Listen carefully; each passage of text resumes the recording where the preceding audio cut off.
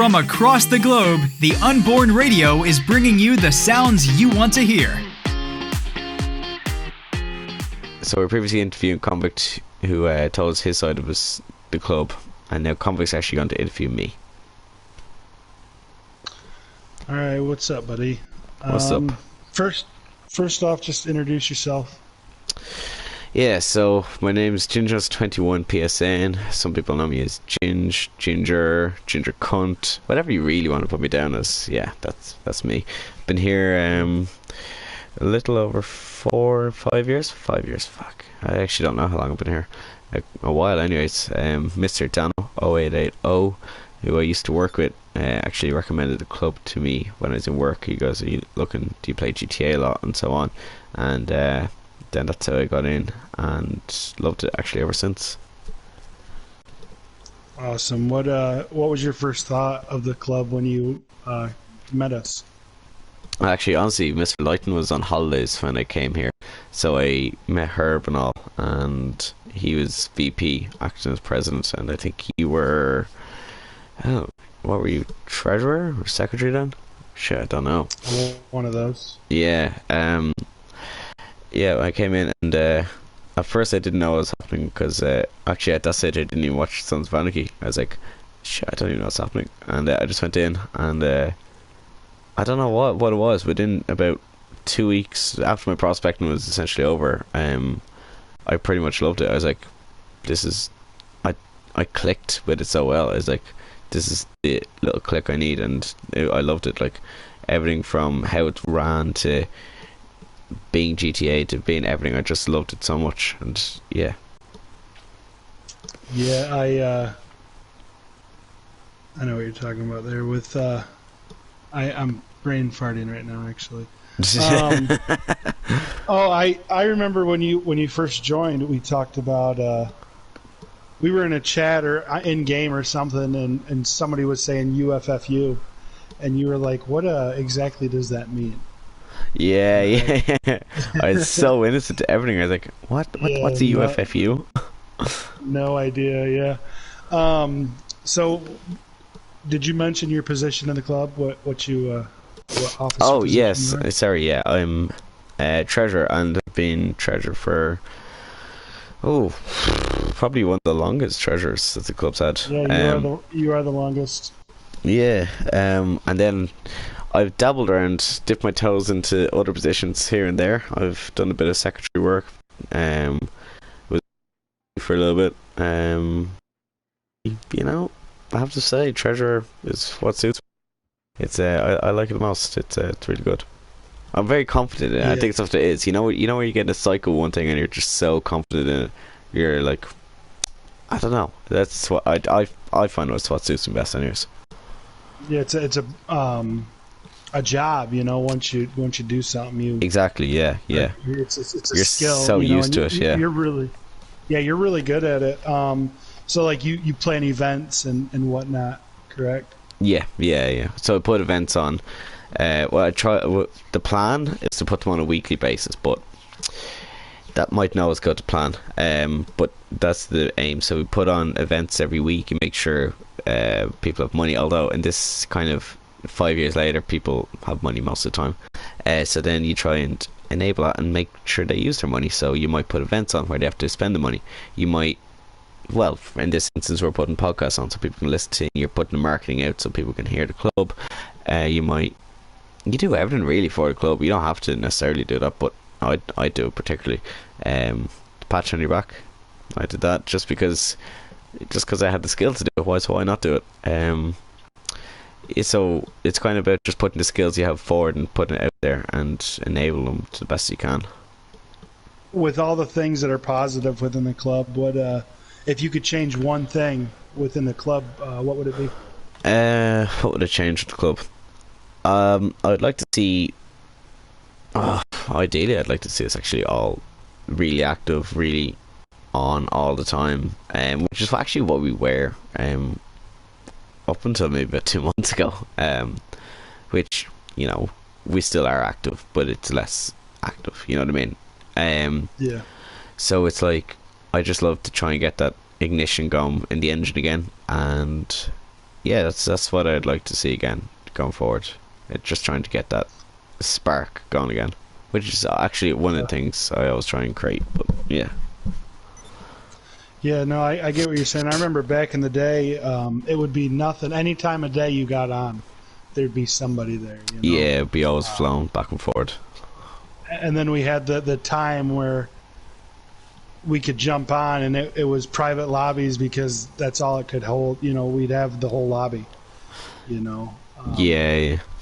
Like we could nearly fill that lobby to be 30 people easily sometimes. Like they were serious days at times. Yeah. Yeah.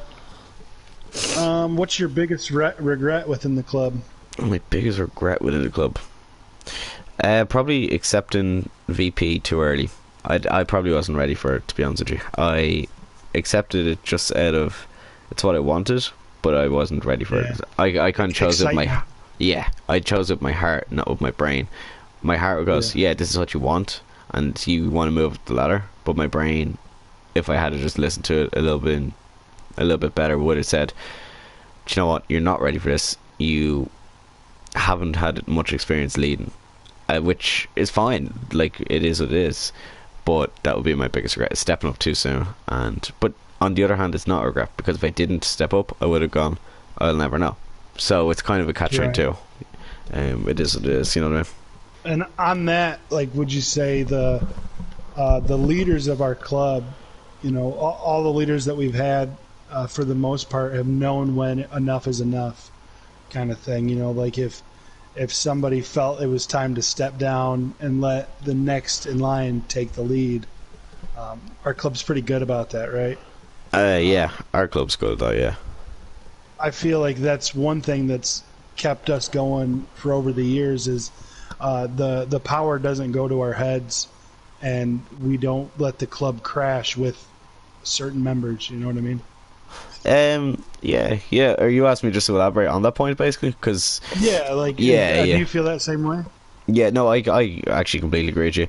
To be honest with you, I felt the same way. I was going to actually step down not so long ago, but then I was like, do you know what, I could step down. I message Mr. Lighton present, and I was like, I can step down, but this is only temporary that I'm inactive. It will only be for like 2 months. Despite putting like 5 years of working or whatever, however long it's been, I'm like, I could step down. And the decision was actually put down to me, the ultimatum. And so I chose to basically work a lot harder in the backgrounds, where this idea came from with this. Well, this actually was very spontaneous, but the competition idea and everything else with the events, whether it be there or not, will always go ahead from now on.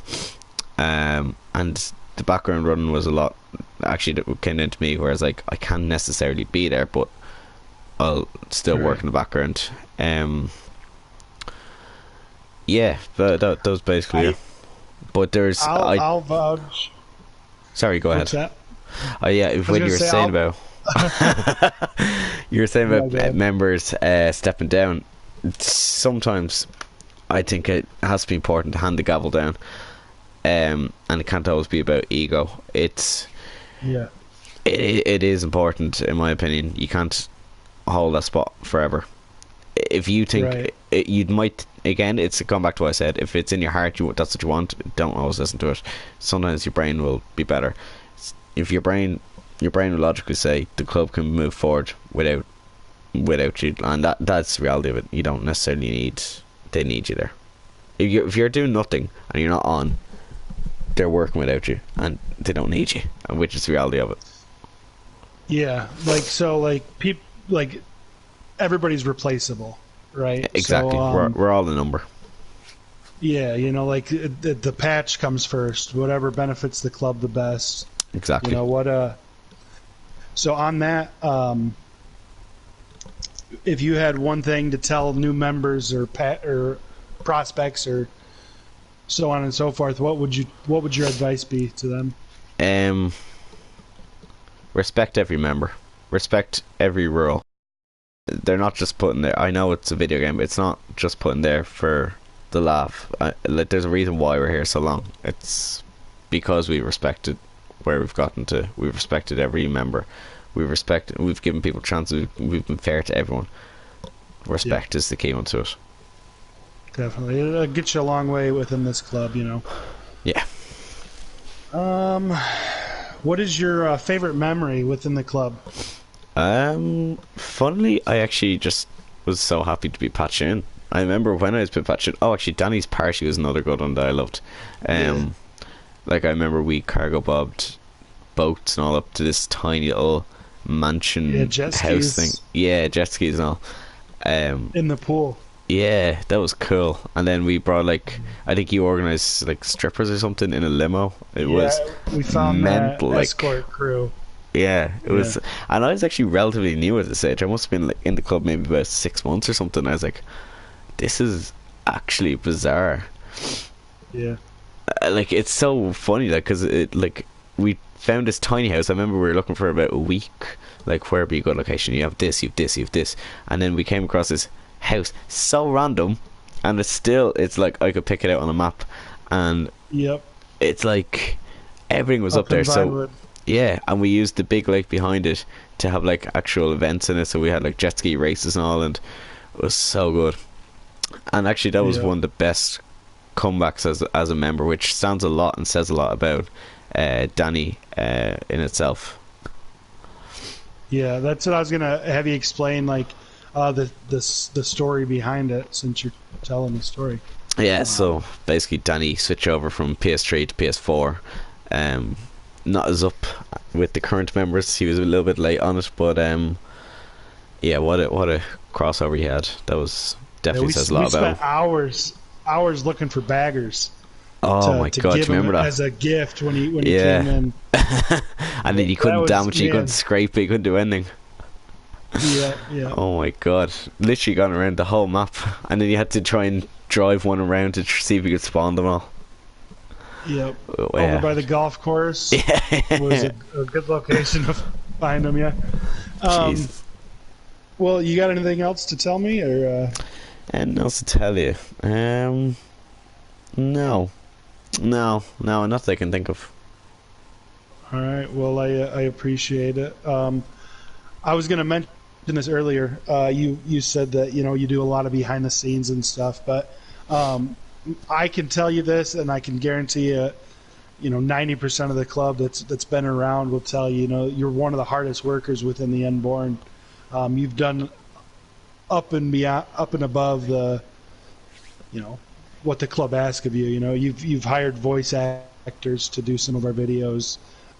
You've spent hours. You and I've spent hours and hours making videos or editing, and the club really appreciates you, and I hope you understand that, and that you're a big part of this club. So thank you. No, thank you, Convikt. That means a lot. Thank you. All right, Unborn forever. We'll end it there. Forever Unborn. If you're looking for an MC, please check out www.theunbornmc.com for more information.